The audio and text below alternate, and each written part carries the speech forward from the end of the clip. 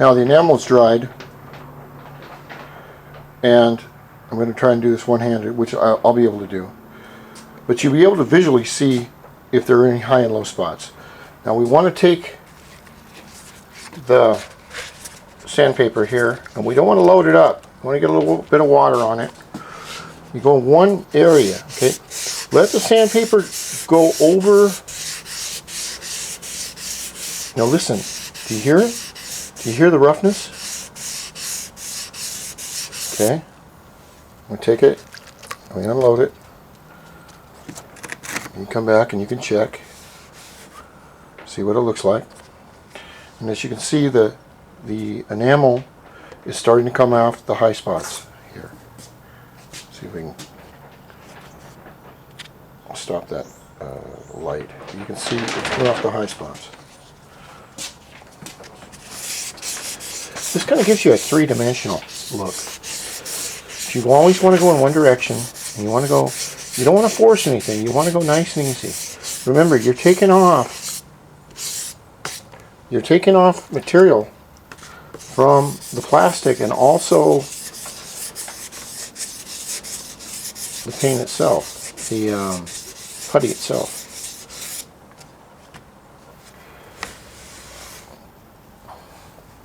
This will give you an idea.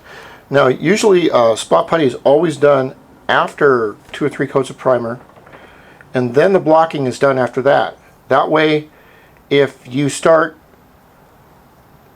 sanding away, you're going to get into and not get into the primer. But we have a flat piece of sandpaper, and as you can see,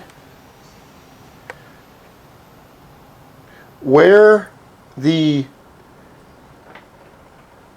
enamel has disappeared is where it's smooth. The low spots are where it is still here. So you can see all the areas in here where the low spots are already there.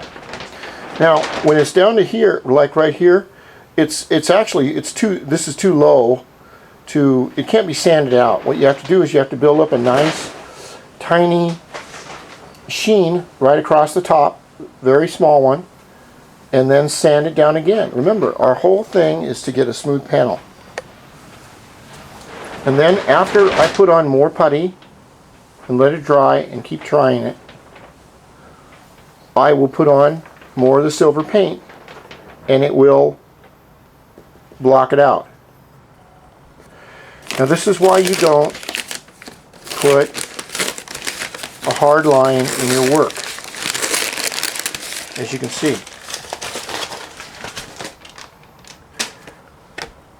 It's a big no-no. Now, you think, oh, well, that won't show. That is more material on this flat panel, which means that it's going to be a high spot, which means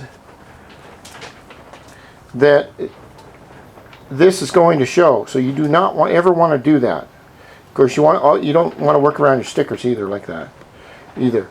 But I will keep going until I get it smooth enough.